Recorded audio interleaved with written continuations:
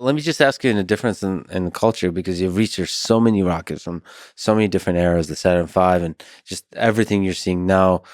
Are there some interesting differences, especially when you look at the space race, between the Soviet rocket engineers and efforts versus the American?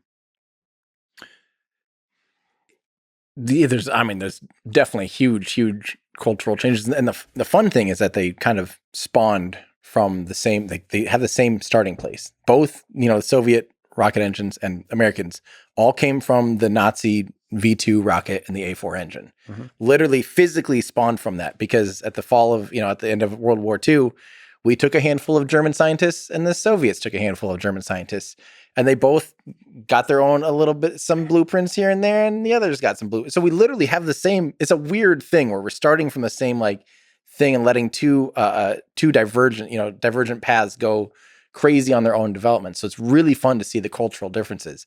One of the things the United States did is they really would kind of take an engine and just perfect it more or less, and not really evolve that much. Like I don't know, and I don't know why. I actually need to do a history lesson on all of the US engines, but it's literally as far as orbital class engines before now, it's like a dozen or two.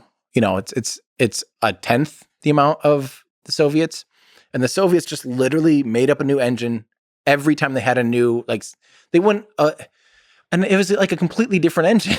Yeah. So I wonder if there's some aspect to the culture, and I don't want to overstate it, but there is more of a safety culture, I think, in the United States.